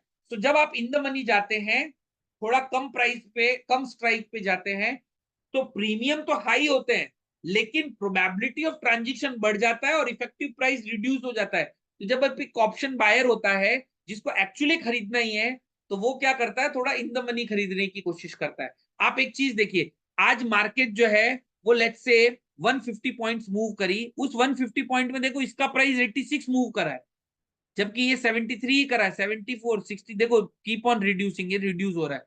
तो जब इन द मनी होता है तो प्राइसेस के बढ़ने के चांसेस थोड़े ज्यादा हो जाते हैं, साइमल्टेनियसली गिरने के भी ज्यादा होते हैं। तो same way out of the money, ठीक है। अब ये जो पुट ऑप्शन होता है, इसी तरीके से पुट ऑप्शन होता है, इसमें ये वाला पार्ट ओटीएम कहलाता है, ये वाला पार्ट जो है वो आईटीएम कहलाता है। और ये जो पुट होता है, देखो यहाँ पे जैसे जैसे जैसे आगे बढ़ोगे तो प्राइजेस बढ़ रही है, यहाँ पे प्राइजेस ड्रॉप हो रही है, देखो आप, प्राइजेस ड्रॉप हो रही है, यहाँ प्राइजेस इंक्रीज हो रही है, लेकिन अगेन इफेक्टिव प्राइस यहाँ पे रिड्यूस हो जाएगी और इफेक्टिव प्राइस यहाँ पे इंक्रीज हो जाएगी in case of put option. तो इस तरीके से अगर आप इसको समझने की कोशिश करेंगे तो ये आपको बेसिक सी चीज आपको समझ में आएंगी कि भाई जो कॉल ऑप्शन होता है, ये कॉल ऑप्शन होता क्या है, पुट ऑप्शन होता क्या है, ये ऑप्शन बेसिकली होता क्या है। तो इसको अब मैं थोड़ा सा इसको ऐसे समझाने की कोशिश करूं तो कैश ट्रांजेक्शन क्या होता है ये आपको समझ में आ ही गया होगा। फ्यूचर ट्रांजेक्शन क्या होता है, एक एक्सपायरी और प्रीमियम और डिस्काउंट क्या होता है, ये हम लोगों ने समझने की कोशिश करी। जिस प्राइस के ऊपर हम ऑप्शंस को ट्रेड करते हैं उसको स्ट्राइक प्राइस कहते हैं। कॉल, उसका नेचर, कैसे प्रीमियम चेंज हो रहा है, intrinsic value, time value, in the money, out of the money, and same goes with put options क्या होते हैं, और उनके पे ऑफ हमने देखे कि भाई इस तरीके से फायदा और नुकसान हो सकता है। तो आज अभी अपने को इतना ही समझना है कि दो टाइप के ऑप्शंस होते हैं, एक होते हैं कॉल ऑप्शन, एक पुट ऑप्शन। करंट जहां मार्केट चल रहा है वो एट द मनी हो गया, ठीक है। करंट जो मार्केट चल रहा है वो क्या हो गया, एट द मनी, ठीक है। कॉल ऑप्शन का एक बायर भी हो सकता है, सेलर भी हो सकता है। सबसे पहले अगर हम कॉल्स की बात करें, ऑप्शन चेन में इस तरफ कॉल होती है, इस तरफ पुट होती है, ठीक है। जो हायर साइड पे जाएंगे इसको हम लोग बोलेंगे OTM, out of the money. यहां पे क्या होगा, प्रीमियम रिड्यूस हो जाएंगे, प्रोबेबिलिटी रिड्यूस हो जाएगी, इफेक्टिव प्राइस इंक्रीज हो जाएगी। सेम वे लोअर एंड में जाएंगे, इसको बोलते हैं हम आईटीएम। यहाँ पे प्रीमियम हाई हो जाएंगे, और इस प्रीमियम में दो कंपोनेंट होते हैं, एक होता है आईवी और एक होता है टीवी, इंट्रेंसिक वैल्यू और टाइम वैल्यू। इंट्रेंसिक वैल्यू होता है कि स्पॉट से, एट द मनी से डिफरेंस कितना है, और टाइम वैल्यू होता है कि उस डिफरेंस के अलावा आप एक्स्ट्रा कितना दे रहे हो। प्रोबेबिलिटी जो है वो यहाँ इंक्रीज हो जाएगी और इफेक्टिव वैल्यू जो है वो डिक्रीज हो जाएगी। सेम वे पुट ऑप्शन में इस वाली साइड को बोलते हैं ओटीएम। यहाँ पे प्रीमियम जो है वो आपके रिड्यूस हो जाएंगे, प्रोबेबिलिटी जो है वो आपकी रिड्यूस हो जाएगी, इफेक्टिव प्राइस जो है वो इंक्रीज हो जाएगी। वेयर एज ये वाला जो सेगमेंट है इसको बोलते हैं आईटीएम, जिसके अंदर प्रीमियम आपके थोड़े से इंक्रीज होंगे, प्रोबेबिलिटी जो है वो आपकी इंक्रीज हो जाएगी, और इफेक्टिव प्राइस जो है वो आपकी रिड्यूस्ड हो जाएगी। और ये चीज को हमें समझना है, this is call and put. तो यहां तक का जो पूरा हमारा डिस्कशन है, मैंने बहुत जनरल लैंग्वेज में समझाने की कोशिश करी कि जो ऑप्शन चेन होता है उसमें कहाँ प्राइस ज्यादा होता है, कहाँ कम होता है, in the money, out of the money क्या रहता है। तो इसको मैंने कोशिश करी कि जनरल लैंग्वेज में समझाने की कोशिश करूं। अब आप लोगों को इतने पूरे चीज के अंदर जो जो चीज समझ में नहीं आई है, पहले वो डिस्कस कर लेते हैं। सोमेंद्र जी कह रहे हैं कि please explain again effective price क्या होता है, ठीक है। एक एक करके हम डाउट्स ले लेते हैं। तो सुमेंद्र जी कह रहे हैं कि भाई इफेक्टिव प्राइस क्या होता है। देखो इफेक्टिव प्राइस क्या होता है कि एक्चुअल उस चीज की प्राइस क्या लग रही है। देखिए फॉर एग्जाम्पल मान लो कि 22,000, या इसको अगर हम इसी फ्लैट के एग्जाम्पल से ही समझने की कोशिश करें तो मान लेते हैं कि 10 लाख रुपीज का हमारा फ्लैट है जिसके ऊपर आपने 75,000 का प्रीमियम दिया, ठीक है। सो आपको इफेक्टिव वो फ्लैट 10.75 में पड़ा, ठीक है, क्योंकि ये तो प्रीमियम आपने ऑलरेडी दे दिया है, ठीक है। जब आप उस फ्लैट को 11 लाख में डील करने की कहते हो कि भाई मैं 11 लाख में बाय करूंगा, तो उस समय हमने प्रीमियम बताया थोड़ा कम, क्योंकि फ्लैट थोड़ा महंगे में जा रहा है, तो सेलर को लगता है कि यार डील कर लो, थोड़ा कम प्रीमियम आ रहा है तो भी कर लो। तो इफेक्टिव जो प्राइस है वो 11.25 लाख हुआ। तो अगर जो भी ऑप्शन बायर है उसको एक्चुअल फ्लैट खरीदना है तो उसको कॉस्ट ये पड़ेगी, उसको कॉस्ट ये पड़ेगी, तो जब कोई बायर है तो वो ओटीएम जैसे लेता है, तो उस ओटीएम को, क्योंकि एक नीचे का जो एक क्वेश्चन और था कि इफेक्टिव प्राइस कैसे डिसाइड करता है, तो वो भी मैं बताता हूँ। तो वैसे यहाँ पे मान लीजिए 9 लाख रुपीज में डिस्कशन हुआ कि भाई 9 लाख में, तो उसने कहा कि ऐसा करो 1 लाख रुपीज तो डिफरेंस का है और 50,000 आप मुझे दे दो, तो मुझे 1.5 का प्रीमियम दे दो। लेकिन प्रीमियम तो ज्यादा दे रहा है, लेकिन फ्लैट का डिस्कशन तो 9 लाख पे हुआ है, उसके ऊपर 1.5 दे रहा है, so effective is 10.5 lakh. So effective cost देखो रिड्यूस हो गई। तो जब हम अंदर की तरफ जा रहे हैं, इन द मनी जा रहे हैं, तो इफेक्टिव प्राइस कम हो रही है। ऑल्दो ऑप्शन का प्रीमियम इंक्रीज हो रहा है, बट इफेक्टिव प्राइस कम हो रही है। जब ओटीएम जा रहे हैं तो ऑल्दो ऑप्शन का प्रीमियम तो रिड्यूस हो रहा है, लेकिन इफेक्टिव प्राइस बढ़ रही है। अब मान लो कोई आदमी एक्चुअली बाय करना चाहता है फ्लैट का, तो वो क्या करेगा, वो इन द मनी खरीदेगा ताकि उसको इफेक्टिव प्राइस कम लगे, क्योंकि वो एक्चुअल खरीदना चाहता है। और कोई अगर बेचना चाहता है, सेल करना चाहता है, तो वो क्या करेगा, ओटीएम सेल करना प्रीफर करेगा, क्योंकि उसको इफेक्टिव प्राइस ज्यादा मिले। अच्छा, जो सेलर है वो क्या चाहता है कि ट्रांजिशन हो ही ना, क्योंकि ट्रांजिशन नहीं होगा तो ये प्रीमियम पूरा उसको मिल जाएगा। और बायर क्या चाहता है कि ट्रांजिशन हो। तो यहाँ पे प्रोबेबिलिटी जो है वो थोड़ी ज्यादा है, तो बायर के लिए ये जोन अच्छा है। यहाँ पे प्रोबेबिलिटी कम है क्योंकि सेलर चाहता है कि ट्रांजेक्शन ही ना हो, पूरा प्रीमियम मुझको मिल जाए। तो यहाँ पे प्रोबेबिलिटी जो है वो कम है, तो सेलर के लिए ये फेवरेबल जोन है। तो बायर और सेलर को अगर कुछ डिसाइड करना है तो वो बेस्ड ऑन दिस, बाकी आपकी स्ट्रेटेजी के ऊपर डिपेंड करता है कि क्या चीज आपको कैसे इफेक्ट करेगी। लेकिन जो बायर और सेलर है उनका व्यू इस तरीके का रहता है कि भाई मेरे को अगर सच में खरीदना है तो मैं इन द मनी खरीदने की प्रेफरेंस करूंगा, सो दैट। तो इसीलिए मैं आपको बता रहा हूं कि जब भी हम नेकेड ऑप्शन बाइंग करते हैं, जब भी, तब हम हमेशा इन द मनी बाय करने की प्रीफर करते हैं ताकि मुझे इफेक्टिव प्राइस कम मिले। जब हम नेकेड ऑप्शन सेलिंग करते हैं, नेकेड मतलब खाली सेलिंग कर रहे हैं, तब हम ओटीएम सेल करना प्रीफर करते हैं ताकि मेरे को इफेक्टिव प्राइस जो है वो रिलेटिवली ज्यादा मिले। तो ये इफेक्टिव प्राइस और उस प्राइस के हिसाब से डिसाइड करने का फंडा रहता है। सनी जी कह रहे हैं कि इंट्रिंसिक वैल्यू और टाइम वैल्यू को आप थोड़ा सा डिफाइंड कीजिए। देखिए सनी जी, इंट्रिंसिक वैल्यू और टाइम वैल्यू का मतलब क्या हुआ, जैसे यहीं पे समझो कि फ्लैट का एक्चुअल कॉस्ट क्या है। एक्चुअल कॉस्ट तो 10 लाख रुपीज है और ट्रांजेक्शन हो रहा है 9 लाख रुपीज में, तो उसके लिए ज्यादा प्रीमियम तो दिया, लेकिन उस प्रीमियम में से 1 लाख रुपीज तो एक्चुअल डिफरेंस है। तो जो भी एट द मनी चल रहा है, उस एट द मनी से अगर हम इन द मनी जाते हैं तो हम थोड़ी समवट लेसर जगह पे डील कर रहे हैं। तो जो डिफरेंस होता है, उस डिफरेंस को हम लोग बोलते हैं इंट्रेंसिक वैल्यू। क्या बोलते हैं, इंट्रेंसिक वैल्यू। जैसे सपोज कीजिए कि अभी हमारा जो निफ्टी है उसका प्राइस है 22146, ठीक है। तो अगर 22100 की कॉल लेंगे तो इसमें इंट्रेंसिक वैल्यू हो गई 46। अगर 22,000 की कॉल लेंगे तो इसमें इंट्रेंसिक वैल्यू हो गई 146 की। अगर 21900 का कॉल लेंगे तो इसमें इंट्रेंसिक वैल्यू हो गई 246 की। अगर आप 200 का कॉल लेंगे तो इसमें इंट्रेंसिक वैल्यू हो गई 0, क्योंकि इसमें डिफरेंस ही नहीं है, ये उससे हायर प्राइस में। तो इसको बोलते हैं इंट्रेंसिक वैल्यू, कि जो अभी स्पॉट चल रहा है वो स्पॉट और उस स्ट्राइक में अगर पॉजिटिव डिफरेंस है, spot minus strike, spot minus strike अगर ये पॉजिटिव है तो जो डिफरेंस है that is the intrinsic value. अगर ये नेगेटिव है तो विल कीप इट एज 0, ठीक है। अब मान लो ये 22,100 का प्राइस जो है वो 200 रुपीज है। मान लेते हैं इसका प्राइस कितना है 200, तो ये 200 में से 46 तो इंट्रेंसिक वैल्यू है। तो अब बचा कितना 154, इसको बोलते हैं हम टाइम वैल्यू। इसको क्या बोलते हैं, टाइम वैल्यू। मान लीजिए ये 21,900 का प्राइस हमने देखा था 366 था, ठीक है।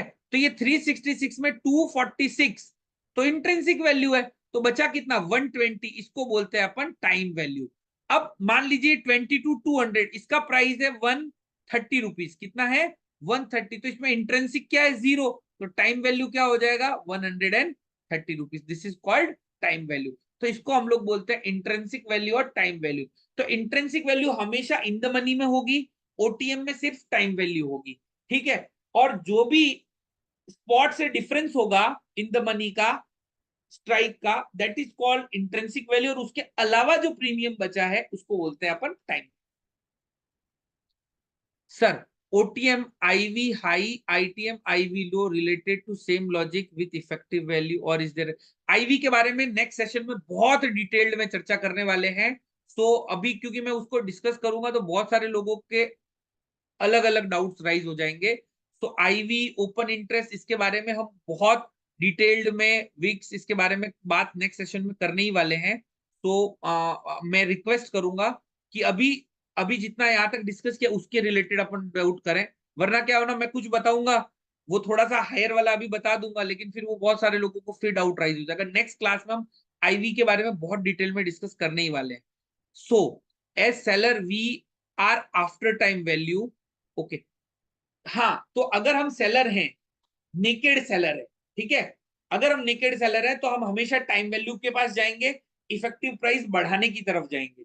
अगर हम नेकेड बायर हैं तो हम हमेशा टाइम वैल्यू कम से कम देना चाहेंगे, और हम हमेशा प्रिफर करेंगे कि हम थोड़ा सा इन द मनी जाए, so that effective price of buying मेरा रिड्यूस हो जाए। ऑल्दो अगर हम नेकेड बाइंग नहीं कर रहे हैं या नेकेड सेलिंग नहीं कर रहे हैं, तो फिर जो भी ट्रेड का लॉजिक होगा उसके हिसाब से चलेंगे। बट अभी हम बात करें कि अगर हम नेकेड बायर हैं या सेलर हैं तो हमें ये प्रोसेस करनी पड़ेगी। चलिए, एनी मोर डाउट्स?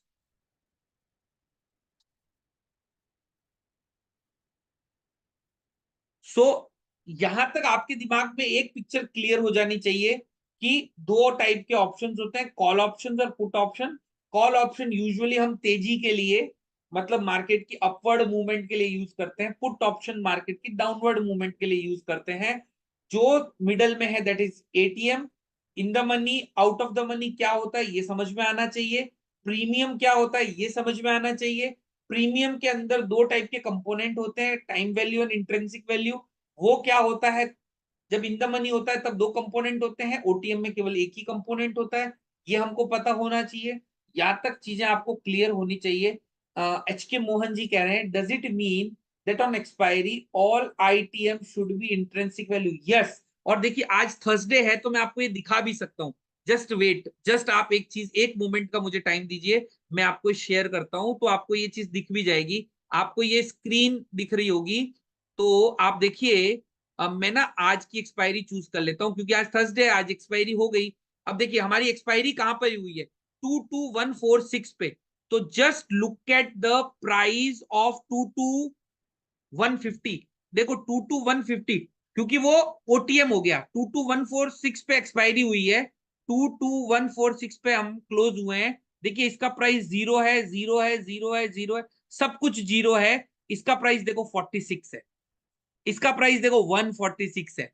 सिर्फ time value, purely time value देखो 96 है, जस्ट डिफरेंस निकाल के देखिए, सिर्फ 96 है, 196। देखिए प्योरली टाइम वैल्यू। देखिए पुट ऑप्शन में देखो, नीचे का सब कुछ एवरीथिंग इज जीरो, ठीक है। ये 150 है, यहां से कितना डिफरेंस है, 3.25। देखो 53.25, 103.25, 153, 203, 253, 303, 353। Just look at this, only spot और स्ट्राइक का डिफरेंस, ओनली आईवी एक्सपायरी के दिन रह जाएगी, all the time value become zero. तो जितने भी ओटीएम है देखो सबका वैल्यू क्या हो गया, जीरो। जितने भी ओटीएम है सबका वैल्यू जीरो, और जो इन द मनी है उनमें सिर्फ और सिर्फ आईवी रह गया है, इंट्रेंसिक वैल्यू रह गया है, दैट्स इट, उसके अलावा कुछ नहीं है। देखो आपको क्लियरली दिख रहा होगा, ओनली आईवी रह गया है। लेकिन जैसे ही आप ये चीज 21 की एक्सपायरी में देखेंगे, क्योंकि 21 की एक्सपायरी में अभी टाइम है, तो जैसे ही आप ये चीज को 21 की एक्सपायरी में देखेंगे तो आपको ऑटोमेटिकली उसका प्राइस 46 से ज्यादा, 146 से ज्यादा दिखने लग जाएगा। तो आप देखो ये एक्सपायरी में गए, तो अब यहाँ पे देखिए इसका प्राइस जो है वो आपको दिख रहा है, इसका जो प्राइस, इसका जो प्राइस है देखिए आपको कितना दिख रहा है, 219। सो ये 219 में only 46 is the intrinsic value, rest जो है दैट इज टाइम वैल्यू। सो अगर मान लीजिए 21 डेट को, ध्यान से सुनिएगा, 21 डेट को मार्केट वापस 22146 पे ही बंद हो जाता है, तो ये जो 219 है ना, इसका प्राइस रिड्यूस होके 46 रुपीज रह जाएगा, दैट्स इट। रेस्ट जितना भी है वो सारा खत्म होने वाला है नेक्स्ट 5 डेज के अंदर, 5 ट्रेडिंग सेशंस के अंदर ये वैल्यूज जो है वो खत्म होने वाली है। इसका वैल्यू सिर्फ 46 रह जाएगा, प्रोवाइडेड 22146 पे एक्सपायरी होती है। मान लो 200 पे एक्सपायरी होती है, तो इसका वैल्यू मात्र 100 रुपए रह जाएगा, रेस्ट 119 खत्म। अगर मान लीजिए एक्सपायरी 22500 पे होती है, तो इसका प्राइस 400 रुपीज हो जाएगा, यानी कि 219 से ये इंक्रीज होके 400 हो जाएगा। तो this is the concept of time value. Time value expiry के डे पे 0 खत्म। Next, does it mean on expiry? Okay, question ले ही लिया है मैंने। सुमेंद्र जी कहते हैं व्हाट इज डिस्काउंट वैल्यू। अच्छा, एक बहुत अच्छा क्वेश्चन सुमेंद्र जी ने पूछा है, व्हाट इज डिस्काउंट वैल्यू। तो डिस्काउंट वैल्यू मैंने बताया कि कभी कभी क्या होता है कि भाई लोगों का बाइंग इंटरेस्ट नहीं है। मान लो कोई पर्टिकुलर चीज में लोगों का बाइंग इंटरेस्ट नहीं है, तो वो ना एक्स्ट्रा प्रीमियम नहीं देना चाहते। हालांकि ऐसा बहुत रेयर होता है, लेकिन कभी कभी ऐसा सिनेरियो बन सकता है। मान लीजिए ये फ्लैट है, मुझे मालूम है कि यहाँ प्रॉब्लम चल रही है, लोगों का खरीदने का इंटरेस्ट नहीं है, लेकिन फिर भी मैं प्रीमियम डिमांड करूंगा तो कोई मेरे से लेगा ही नहीं। तो कभी कभी क्या होता है कि मैं थोड़ा उस प्राइस से कम प्राइस के ऊपर डिस्कशन कर लेता हूं। जैसे मैं आपको एक एग्जांपल बताता हूं, अभी के डेट में भी देखो अभी मार्केट का सेंटीमेंट कैसा है, ब्रॉड सेंटीमेंट। अब ऐसे जनरल क्वेश्चन मैं पूछ रहा हूँ, मार्केट का अभी ब्रॉड सेंटीमेंट कैसा है। मैं ये सुमेंद्र जी के बाद के क्वेश्चंस ले लूंगा, एक बार जस्ट मैं पूछ रहा हूँ। तो मैं अभी बताता हूँ कि भाई मार्केट का अभी ब्रॉड सेंटीमेंट, तेजी चल रही है मार्केट में, थोड़ा थोड़ा नीचे जा रहा है लेकिन तेजी चल रही है।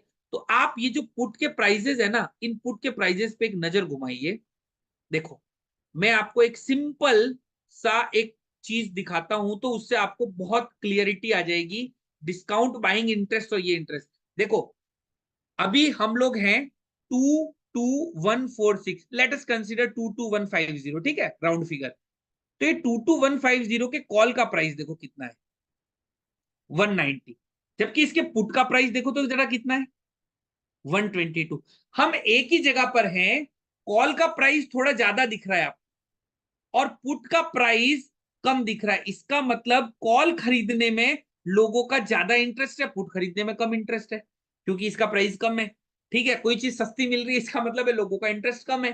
ठीक है, तो पुट खरीदने में लोगों का इंटरेस्ट कम है, कॉल खरीदने में लोगों का इंटरेस्ट ज्यादा है। इसका मतलब है एक ब्रॉडली मैं ये सेंटीमेंट अज्यूम कर सकता हूं कि सेंटीमेंट जो है वो तेजी की तरफ है, ज्यादा लोग अपवर्ड डायरेक्शन चाह रहे हैं। अच्छा, मैं थोड़ा सा 22150 से 300 पॉइंट नीचे आता हूं। लेटेस्ट टेक मैं 200 पॉइंट नीचे आ जाता हूं, 21950। सो ये 200 पॉइंट नीचे आने पे इसका प्राइस देखो कितना है, 321। सो 321 का मतलब है 200 is the intrinsic value plus 121 is the time value. Simple logic है। अब मैं 200 पॉइंट ऊपर आता हूं, तो 350, इसका प्राइस देखो जरा, 222। यानी कि इस 222 में 200 तो इंट्रेंसिक वैल्यू ही है, plus only 22 is the time value. Just look at this, 200 point नीचे जाने पे